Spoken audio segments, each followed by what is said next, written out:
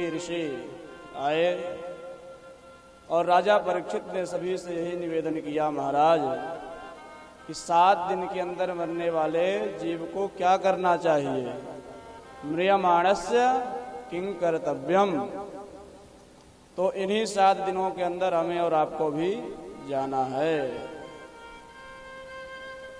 तो राजा परीक्षित अपने लिए प्रश्न नहीं कर रहे हैं, संसार के हित के लिए प्रश्न किया है राजा परीक्षित ने।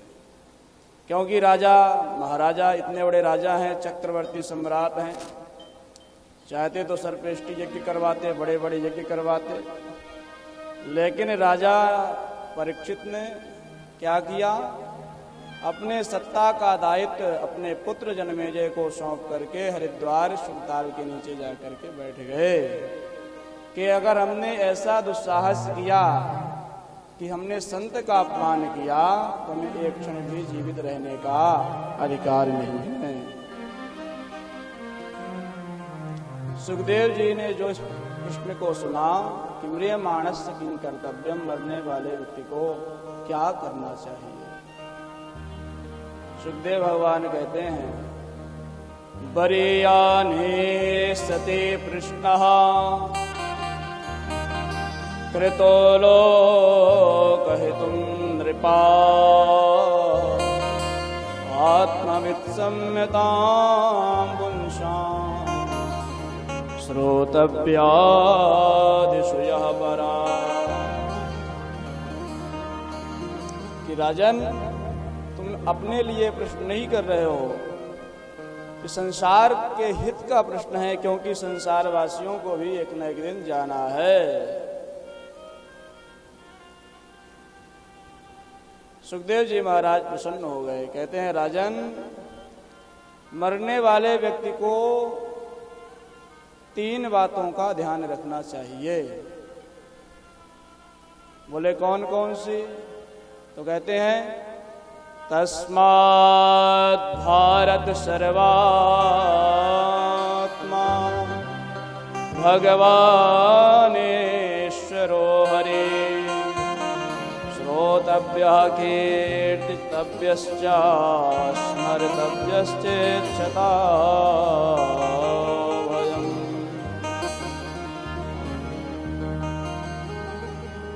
मरने वाले व्यक्ति को 3 बातों का ध्यान रखना चाहिए। क्या कहते हैं? पहली कौन सी बात है? तो कहते हैं श्रोतव्यः,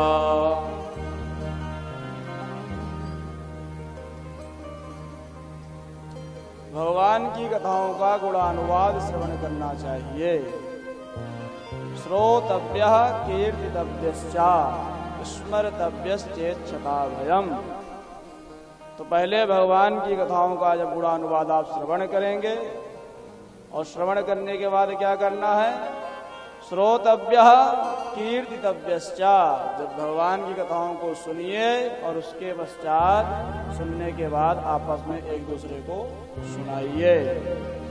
श्रोतव्यः कीर्तितव्यश्च।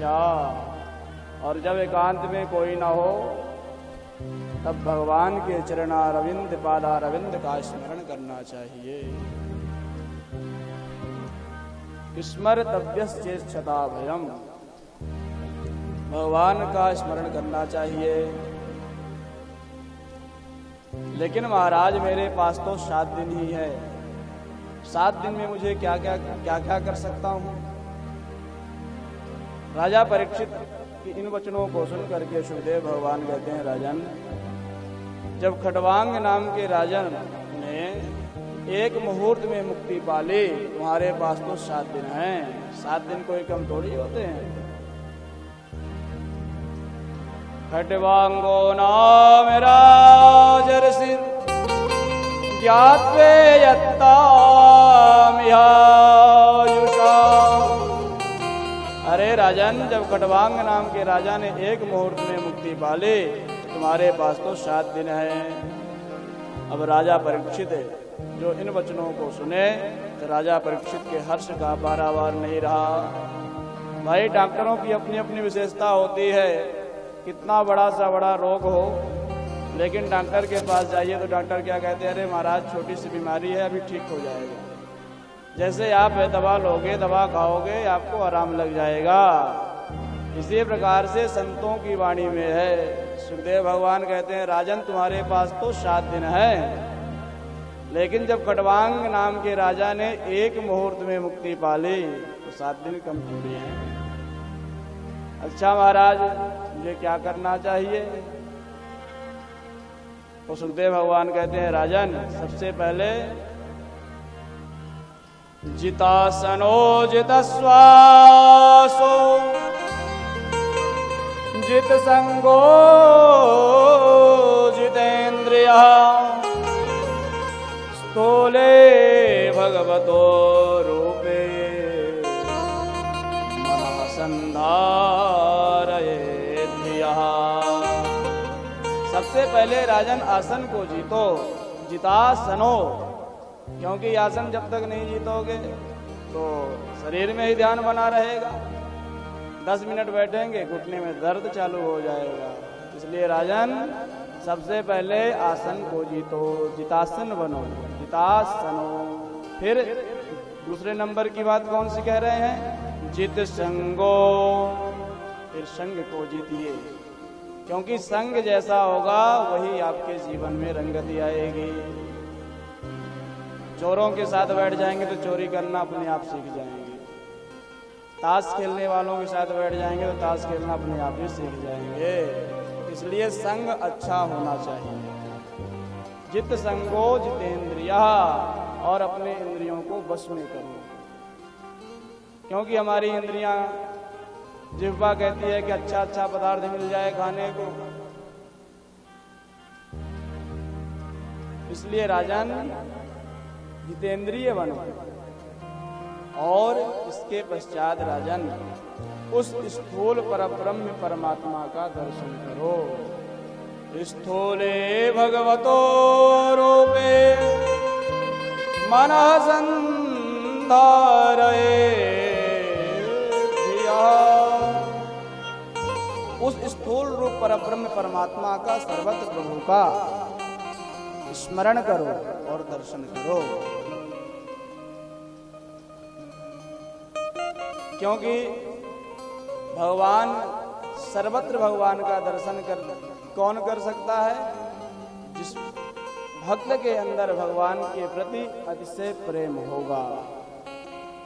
कुछ वस्तुएं ऐसी होती हैं कि वो दिखाई नहीं पड़ता, लेकिन वास्तविक में होता है। जैसे पुष्प है, लेकिन पुष्प के अंदर गंध तो है, लेकिन गंध तो दिखाई नहीं पड़ती है। इसी प्रकार से इस संसार को चलाने वाले परमात्मा भी हैं, लेकिन परमात्मा को देखने के लिए दिव्य दृष्टि चाहिए।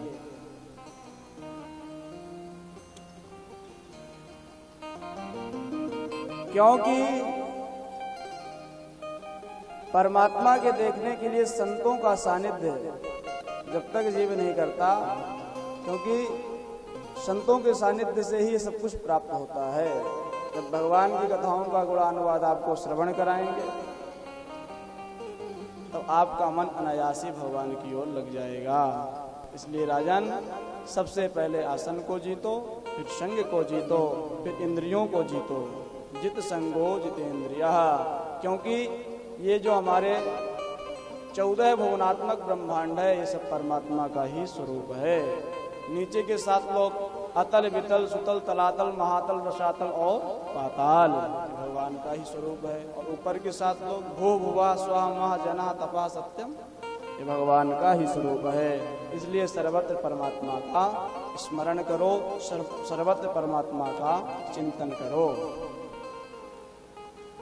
सुखदेव भगवान कहते हैं, राजन मुक्ति 2 प्रकार की होती है, एक सद्यो मुक्ति, एक क्रम मुक्ति।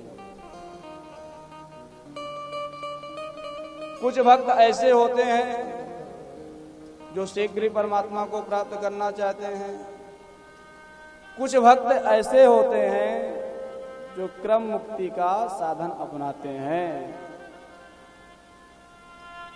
कुछ भक्त ऐसा सोचते हैं कि भाई पहले हम सभी लोकों का उपभोग करें, फिर परमात्मा को प्राप्त करें।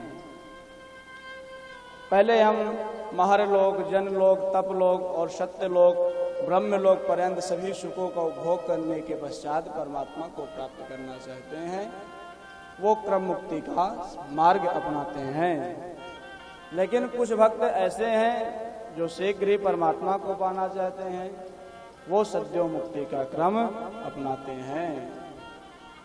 उदाहरण से समझिए, जैसे एक सज्जन ट्रेन में बैठे, दिल्ली से मुंबई की यात्रा की, तमाम भारतवर्ष के एक एक स्टेशन आए रास्ते में, और दूसरे सज्जन सीधे प्लेन में बैठे और 2 घंटे में मुंबई पहुंच गए। इसी प्रकार से मुक्ति भी 2 प्रकार से है, सद्यो मुक्ति और क्रम मुक्ति। अच्छा महाराज, किस कामना से किस देवता की उपासना करनी चाहिए? क्योंकि कामनाएं तो हमारी एक नहीं है, कामनाएं भी अनेक हैं। तो किन किन कामनाओं से किन किन देवताओं की उपासना हमें करनी चाहिए? तो यहाँ पे सुखदेव भगवान राजा परीक्षित को देवताओं की उपासना क्रम बतलाते हैं। भाई, जो किसान हैं, जो अन्न चाहते हैं, उन्हें माता अदिति की उपासना करनी चाहिए। जो सुंदर बनना चाहते हैं कि हम सुंदर दिखें, वो गंधर्वों की उपासना करें। जो विद्वान बनना चाहते हैं, वो भगवान शंकर की उपासना करें। विद्या कामस्तु विरुषम, भगवान शंकर की उपासना करें। जिनका दाम्पत्य जीवन खटपट चल रहा है, दाम्पत्य जीवन सही नहीं चल रहा है, उन्हें माता पार्वती की उपासना करनी चाहिए। जिनका विवाह नहीं हो रहा है, वो स्त्री कामोप उर्वशी, वो अप्सराओं की उपासना करें। अब राजा परीक्षित कहते हैं, महाराज, जिसके पास कोई कामना ना हो, वो किसकी उपासना करे? भाई, जिसके पास कोई कामना नहीं है तो उपासना किसी क्यों करे? तब सुखदेव भगवान कहते हैं, राजन, अकामः सर्वे कामो वा मोक्ष कामो उदारधे तीव्रेण भक्ति योगेन यजेत पुरुषं परम। राजा परीक्षित निवेदन करते हैं, महाराज, जिसके पास कोई कामना नहीं है, जो कुछ भी नहीं चाहता है, वो क्यों किसी की उपासना करे? तब सुखदेव भगवान कहते हैं, अकामः सर्वे कामो वा मोक्ष कामा उदारधे तीव्रेण भक्ति योगेन यजेत पुरुषं परम।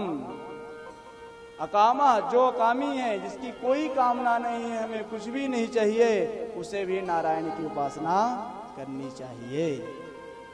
अकामा सर्व कामो वा, जिसके पास अनेक कामनाएं हैं, क्योंकि हमारी कामनाएं भी अनेक होती है।